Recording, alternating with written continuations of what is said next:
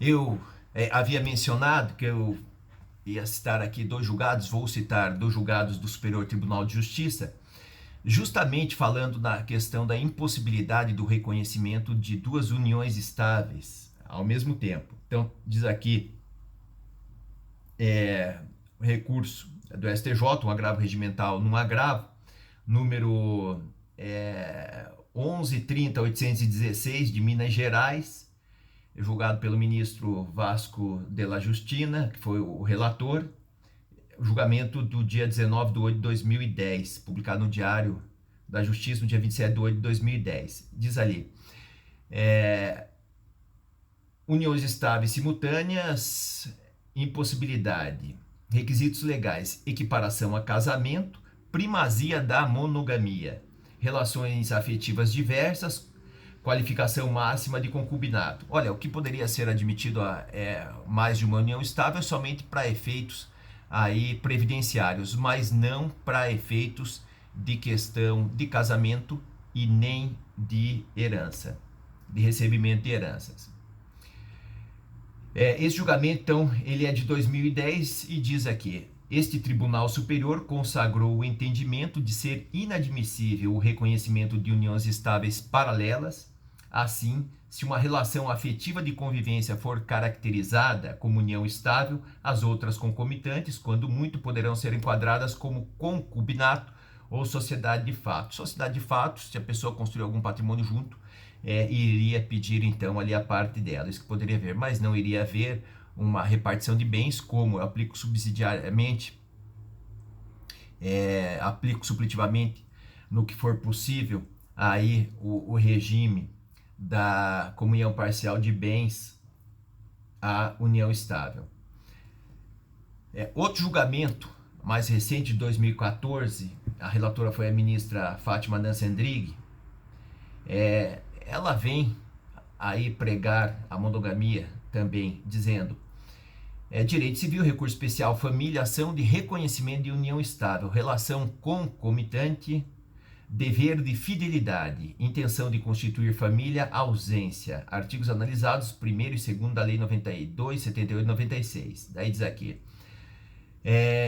discussão relativa ao reconhecimento de união estável quando não observado o dever de fidelidade de cujos pelo falecido, que mantinha outro relacionamento estável com terceiro. Olha aqui, ó. Então, tinham dois relacionamentos estáveis, é isso que está dizendo a ministra, e que poderia ser enquadrado aí também de uma forma parecida com o caso do Gugu. Daí diz aqui: embora não seja expressamente referida na legislação pertinente como requisito para a configuração da união estável, a fidelidade está íncita ao próprio dever de respeito e lealdade entre os companheiros.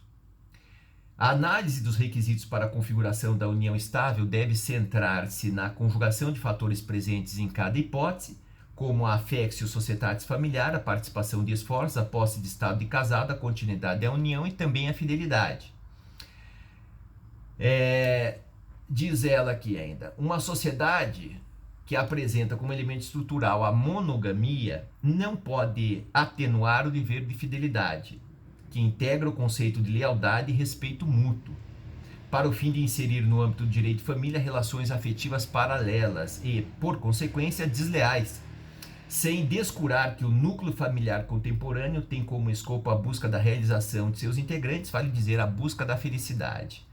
Ao analisar as lides que apresentam paralelismo afetivo, essas lides são essas disputas, essas brigas, deve o juiz, atento às peculiaridades multifacetadas apresentadas em cada caso, decidir com base na dignidade da pessoa humana, na solidariedade, na afetividade, na busca da felicidade, na liberdade, na igualdade, bem assim, com redobrada atenção ao primado da monogamia, com os pés fincados no princípio da eticidade. Então quer dizer o quê? Que nesse caso do Gugu não é possível haver duas uniões estáveis. Então isso já vai servir para demonstrar o quê? Que, sob o ponto de vista hereditário, somente poderia ser reconhecida uma dessas relações a título de união estável.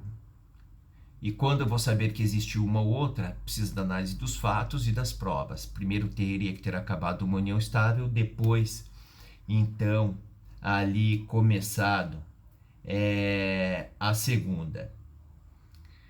Somente assim seria possível, sendo as duas uniões estáveis concomitantes ao mesmo tempo, como é o caso desse julgado aqui, então nenhuma delas fica sendo caracterizada por união estável, porque justamente o mecanismo de você, a maneira de você se prevenir de alguém alegar que tem união estável é ter relacionamentos ali concomitantes.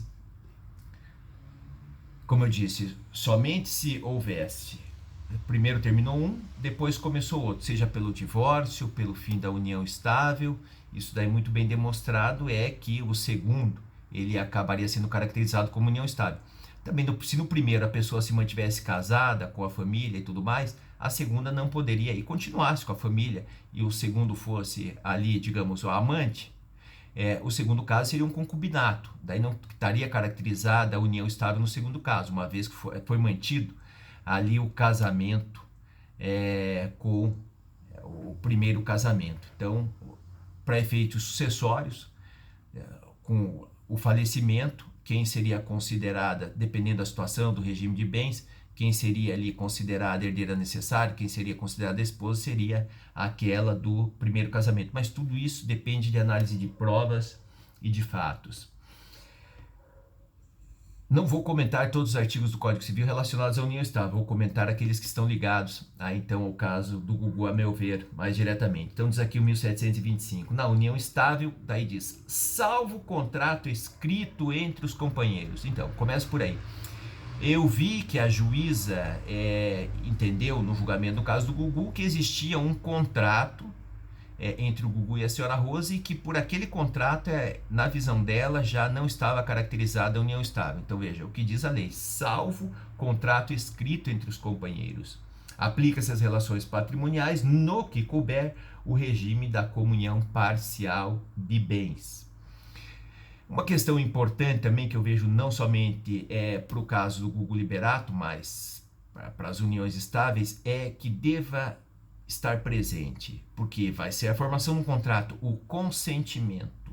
Esse consentimento tem que ser claro, tem que ser preciso daquela pessoa, então ela tem que demonstrar que ela quer constituir uma família, ela tem que demonstrar que ela tem aquela intenção de preencher os requisitos do artigo 1723.